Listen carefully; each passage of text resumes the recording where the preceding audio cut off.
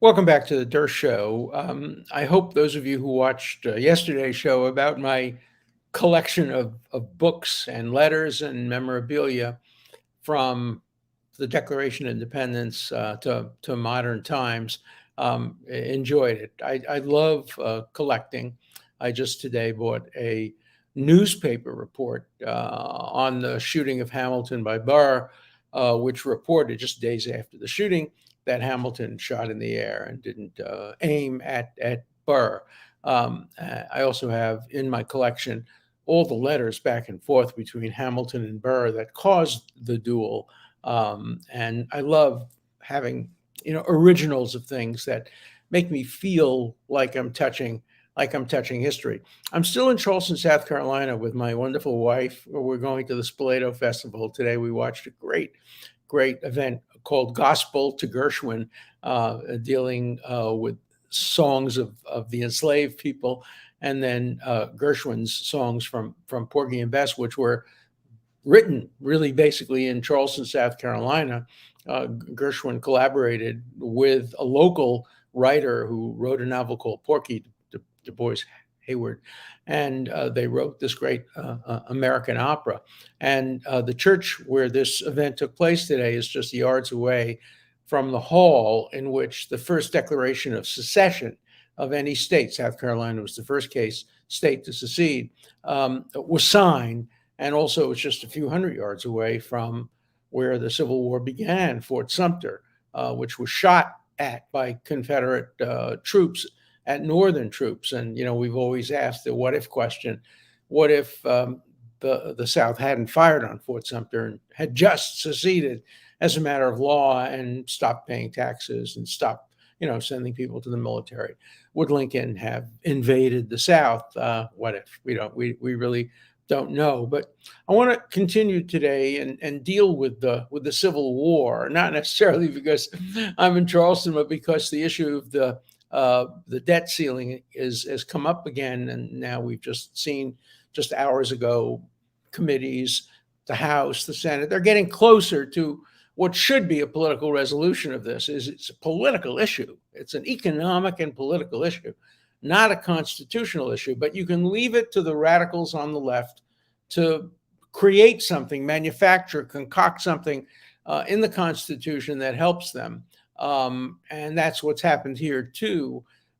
People, particularly scholars, some from Harvard Law School, have given President Biden bum advice, telling him that he doesn't have to comply with the debt ceiling because the 14th Amendment, the Save All Amendment, and we'll talk about that in general in a few minutes, but the 14th Amendment prevents the government from going into any kind of default. So let me read you the relevant provisions of the 14th Amendment. But just before we do that, remember what the 14th Amendment is part of. It's between the 13th and the 15th. The 13th, 14th, and 15th Amendments were the Civil War amendments. They were essentially the peace treaty between the South and the North, imposed by the North on the South, abolishing slavery, creating equality for all. But Section 4 of the 14th Amendment dealt with who pays for the Civil War. The southern states were in debt, the northern states were in debt. And so the framers of the 14th Amendment wrote the following: the validity of the public debt of the United States, authorized by law, this is an important phrase, authorized by law, including debts incurred for payment of pensions and bounties for services in suppressing insurrection or rebellion, meaning the Civil War, shall not be questioned, but neither the United States nor any state shall assume or pay any debt or obligation incurred in aid of insurrection or rebellion against the United States, meaning the southern states, or any claim for the loss of emancipation of any slave, but all such debts, obligations, and claims shall be held illegal and void. It's so obvious that this provision of the 14th Amendment deals only with the Civil War. It talks about the freeing of slaves. And yet constitutional experts, scholars, whose views are determined by the political partisanship that they espouse, for them, the Constitution is what they want it to mean politically and ideologically. And I might be on their side ideologically and politically, but I won't misread the Constitution for partisan or political ends. And so what they say is that this amendment specifically designed to make sure that people don't have to pay for their slaves if they were freed, and people don't have to pay for debts incurred in fighting against the North, but people do have to pay for the debts incurred by the North to fight against oppression. That somehow has something to do with the debate in 2023 about the debt ceiling between McCarthy and Biden and other more right-wing Republicans. No. It's a political issue. It's an economic issue. It's not a constitutional issue. And in any event, even if it were a constitutional issue, listen to the words of the amendment. The validity of the public debt of the United States, okay? Validity of the public debt of the United States, authorized by law. The debt ceiling is authorized by law. This isn't saying that acts of Congress imposing a debt ceiling are unconstitutional. That's part of the process of authorizing it by law. But just leave it to the constitutional experts, my former colleagues and others around the country. They'll find a way of helping the Democrats. They'll find a way of helping the left. Again, I like some of the conclusions that are reached by that kind of analysis, but I despise the analysis itself, because today it can be used to help the Democrats. Tomorrow it can be misused to help the Republicans. And the Constitution means what it says. And it ought to be interpreted by the meaning that was intended by the framers. It's so interesting. Some of the same people who argue that, the 14th Amendment shouldn't be limited to the Civil War. And after all, it uses language, the validity of the public debt of the United States, that's general. It should be of general application. Forget about the Civil War. Yeah, it was passed after the Civil War, but it has nothing to do with the Civil War. These very same groups of people say, when it comes to affirmative action, when the 14th Amendment basically says that nobody can be deprived of the equal protection of the law, says, no, that means only black people. White people can be denied equal protection of the law. No. The 14th Amendment was designed only to protect black people, so that race-based affirmative actions and quotas that discriminate against white people, the 14th Amendment has nothing to do with that. It's a Civil War amendment. Yeah, it's a Civil War amendment on Monday, and then it becomes a general amendment on Tuesday when that helps the left and helps the Democratic Party. It's so transparent. Anybody can see through it. And there's a third provision of the Constitution that also is being misused. It's the provision of the Constitution that says that nobody shall be allowed to be run for office in the United States who shall have engaged in insurrection or rebellion against the same or given aid or comfort to the enemies, etc. Obviously, that was designed to prevent Jefferson Davis from running for president and to make sure that people who were active in the Confederacy are disqualified. It even says that Congress may, by a vote of 2/3 in each house, remove such disability. It was clearly a Civil War amendment, part of the peace process. And yet the same radical left constitutional distorters are saying, no, it applies to Donald Trump. It applies to only people who fought in the Civil War plus Donald Trump. The framers knew that Donald Trump was going to come along. And so they wrote this provision broadly enough to encompass Donald Trump, because Donald Trump, we know, engaged in insurrection on January 6th. So he can't run for office unless Congress, by a 2/3 vote, which obviously would be impossible, allows him to run. It's such hypocrisy. It's not as bad as City University of New York Law School, which doesn't even believe in the law. They have a graduate speaking at graduation saying the law is just a manifestation of white supremacy and it basically should be disregarded.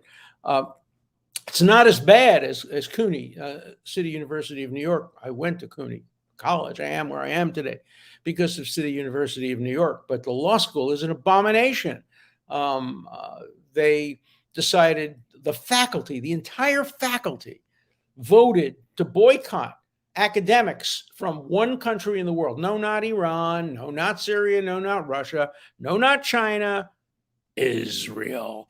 Israeli academics, Israeli scientists, Israeli doctors, people who want to cure diseases. No, we boycott them. We don't boycott the people who hang dissidents in Iran. They're hanging dissidents now. They just did too the other day. People who just, one of them was hung for espousing atheism, another one for opposing the leadership. No, we're not going to boycott them, says the faculty of CUNY University. We're going to welcome them with an open arms, as Columbia University welcomed Ahmadinejad when he was calling the Holocaust a myth. But we're going to boycott Israeli academics, Israeli scientists, and Israelis of all kinds. By the way, only Jewish Israelis. The BDS movement, which they support, doesn't include Israelis who are Arabs or Christians. It only includes Israelis who are Jews. So it's anti-Semitism to its core. And yet it's a movement that is supported by the school itself. I'm not talking about individuals exercising free speech rights. Any faculty member can stand on a soapbox in Washington Square Park or Central Park and call for BDS against Israel, can call for death to the Jews as long as he's not inciting it immediately. That's free speech. Hate speech is free speech. Enormous difference between hate speech being advocated by the universities, by people in the universities, and hate speech being endorsed by the city of New York, endorsed by the state of New York, which pays the multi-billion-dollar budget of City University of New York. City University Law School has become a hotbed of anti-Semitism, anti-Americanism. By the way, put anti-Semitism aside. The same speaker, sponsored by the university, endorsed by the university, whose speech was put on the university's website, called New York City policemen fascists, American soldiers fascists, at about the same time of Memorial Day that we're commemorating brave heroes who put their lives at risk, and many of them died to save our freedom, policemen and soldiers. She just throws out the term fascist and talks about how America is a colonialist, imperialist state, as is Israel. So the idea that we're going to use the 14th Amendment somehow to permit race-based quotas because it was written in the 1860s following the Civil War, and it must therefore be limited to what was intended in the Civil War, namely equality for blacks, without recognizing that it uses terms that are applicable to all. But the very same people interpret the very same amendment completely differently, depending on whose ox is being gored, depending whether the shoe is on one foot or the other foot. And that is an intolerable academic and intellectual position for people to take. And I'm going to continue to fight against it. And it will continue to make me enemies. It certainly has made me enemies on the left. It has certainly made me enemies in academia. I taught at Harvard for 50 years. I have never been invited back in the last 10 years during my emeritus professorship, never been invited back to give a talk at Harvard, even when my closest colleague, the man whose career I created in law and psychiatry, the man who taught with me for 40 years, died and had a memorial service. I wasn't even invited to that. So, you know, that's how universities have gotten now intolerant. And I'm not talking about only City University of New York. I'm talking about Harvard. I'm talking about Yale. I'm talking about every major law school, Stanford. We had to form a group at Harvard now of professors, 100 or so maybe have joined, maybe a few more now, to support free speech. You need to have a group at Harvard to support free speech and academic freedom for all. Everybody at Harvard wants to support free speech for radicals and dissidents and progressives and revolutionaries. That's all okay. But supporting free speech for people who have a different point of view, who might be conservative, no, that's not acceptable. And we need a new committee at Harvard to help encourage the university to allow free speech for all, not just free speech for me, but not for thee. So when people talk about the 14th Amendment, go back and read it. Go back and study it. And I would say the same thing to my colleagues and my former colleagues who are now trying to use the 14th Amendment. To his credit, President Biden has said, not now. He doesn't say we won't use it. He hasn't disputed it. He's basically said it would tie us up in litigation. Let's try to resolve this politically. He hasn't promised never to try to use it. And I can understand the motivation to try to find anything to avoid a default on debts. The default on the American debt would be a disaster for America. And that's why we have political processes at work. That's why we have the House of Representatives, where all money bills must originate according to the Constitution. That's why we have the Senate, which was supposed to be the wise old men, and I use the term men advisedly, who were not elected but appointed by their governors and state legislatures, etc., to be like the House of Lords, whereas the House of Representatives would be like the House of Commons. That's what was intended. We have an executive, and the executive will fight with the legislature. That's common. And hopefully they will all do what's best for the American public, which is to settle this crisis in a way that's acceptable to the majority of Americans. Nobody's going to get exactly what they want. The right-wing Republicans who won't sign on to this deal won't get what they want. They want all kinds of cuts in spending and all that kind of thing. And they're not going to get exactly what they want. And some of the Democrats don't want to have any cut in spending. They're not going to get exactly what they want. It's in the nature of politics that you have to compromise. And the 14th Amendment can't step in and suddenly constitutionalize that issue and say, no, this is not up to the legislature. This is up to the Supreme Court, as if the Supreme Court would decide it any differently. Certainly not this Supreme Court. It would not use the 14th Amendment to rescue this process from politics. So I hope we'll see it resolved politically, but do not believe academics who tell you that the 14th Amendment demands this or demands that. Academics, just many of them, not all of them, but many of them cannot be trusted to tell you the truth about what the Constitution means. For them, the Constitution means what they want it to mean. For them, the Constitution means what's good for the left, what's good for progressives, what's good for Democrats. The vast majority of academics, I think over 90%, consider themselves Democrats and members of the left. That's okay, but don't misinterpret the Constitution for your students and for the rest of Americans in the hope that your credentials as somebody who teaches at Harvard or teaches at Yale is going to persuade them of something that the evidence doesn't suggest. I ran into this, of course, when I defended the Constitution on behalf of President Trump during his impeachment. It's as clear as could be that the Constitution, in order to have an impeachment of a president, requires treason, bribery, or other high crimes and misdemeanors. Crimes, misdemeanors, criminal type behavior like treason and bribery. You cannot read the Constitution any other way. And in the 19th century, everybody read it that way. Deans of law schools read it that way. Justices of the Supreme Court read it that way. But then, of course, you got Trump coming into office, and suddenly the Constitution means something completely different. And I become an outcast. And I'm the only academic who takes that position. Believe me, every academic practically I know of would have taken that position had the shoe been on the other foot, had Hillary Clinton been elected president, and had she been impeached on the ground of abuse of power or some other cockamamie criteria that's not in the Constitution. The Constitution, according to many academics, is what's good for their political party, what's good for their ideology, what's good for their sense of what's right and what's wrong. That's not what makes America great. What makes America great is having a neutral Constitution, one that is equally applied to all. Let me conclude this little rant by going back to the 14th Amendment. The 14th Amendment says equal protection of the law. Equal protection of the law means the Constitution has to be interpreted not in a partisan manner, but in a way that passes the shoe on the other foot test. And we're moving away from that among many academics. And I hope that someday will change. And I hope someday maybe Harvard will invite me back to give a speech on that subject and to talk to academics and to talk to students and to tell them what's actually going on. But I don't think they want to hear it, even from somebody who taught there for 50 years. So let's see what happens. Let's take some questions. Because I'm away and I don't have a fax machine in my hotel room, I'm going to have to paraphrase the questions, but I remember them pretty well. So the first question is very, very interesting one. It's in the live chat.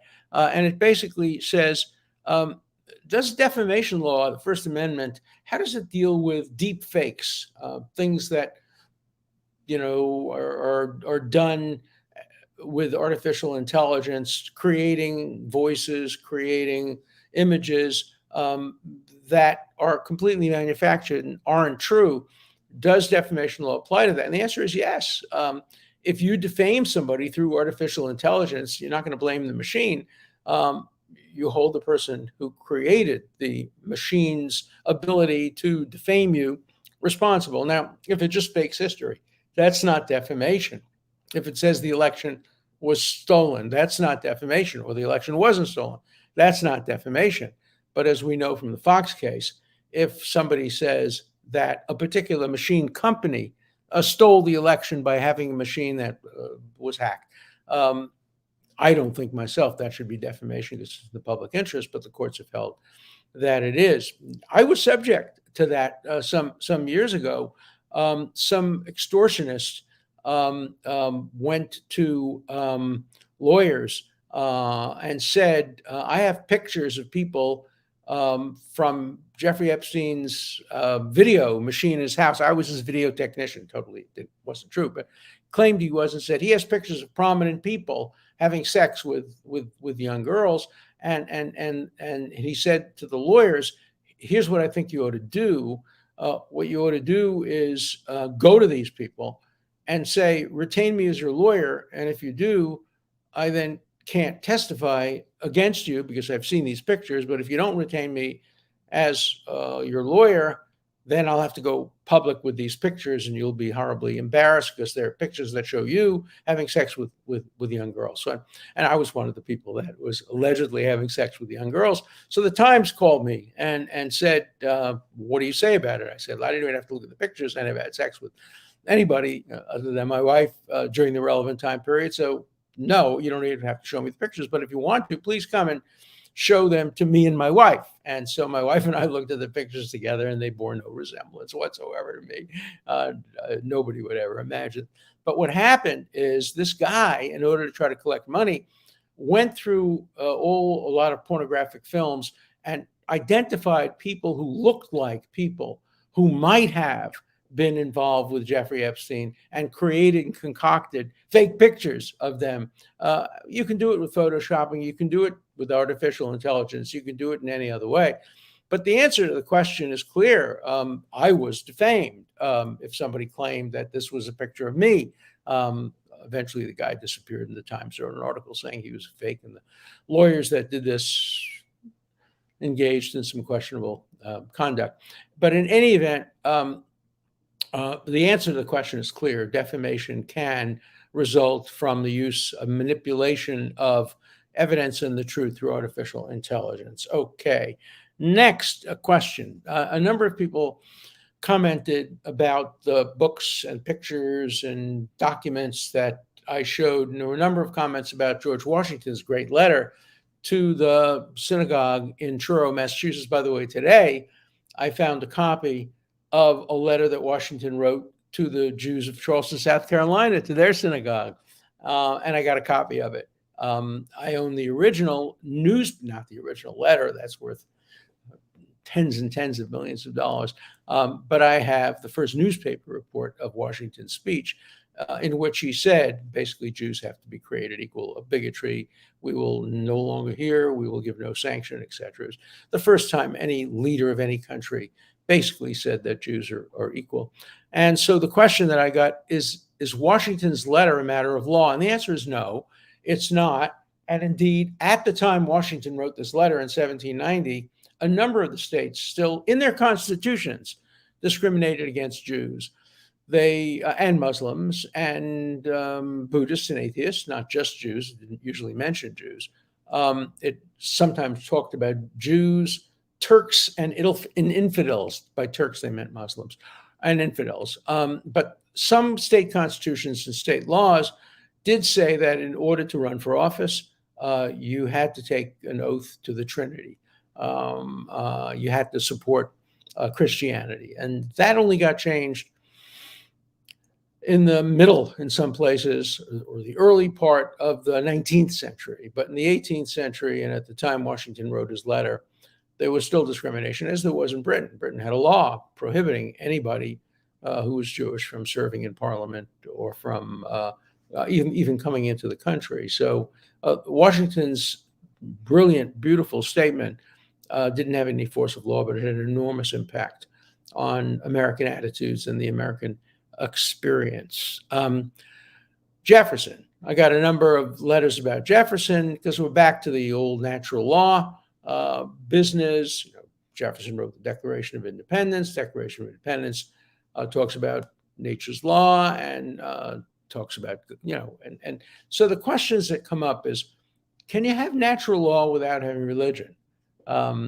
Jefferson was a deist. He believed that there was a creator who was a clockmaker. He basically created the universe and then left human beings to deal with their own problems. He was not an intervening God, not the God of Christianity, Judaism, but a clockmaker God. That's a term that was used to describe the deist view. But if you don't believe in God at all, if you believe that the planets just got formed and et cetera, can you believe in natural law? Or does natural law require that you believe in a creator of some kind? It's a hard question. I think it's much easier to believe in natural law if you believe that God created nature. Then you can say God created law. But if you don't have that belief, where does the natural experience come from? So that's a hard question. Related to that question, I was asked another question by a writer who wants to reconcile Jefferson's writing of all men are created equal with his ownership of slaves. And the answer was an interesting one, very disturbing one, but an interesting one. And the answer he proposes is this: the framers of the Declaration of Independence and the early colonial people who owned slaves didn't believe that enslaved people were human beings. They didn't believe that they were covered by all men are created equal. It's hard to conceptualize that. Of course they were human beings. Of course they were men and women. Of course they had children and had feelings. How can you dehumanize them in that way? But that's what enslavement did. It dehumanized. That's what obviously happened to Jews in Germany. That's why it was so easy for 20, 25-year-old Germans to sit and shoot 100 Jewish children, or put people in gas chambers.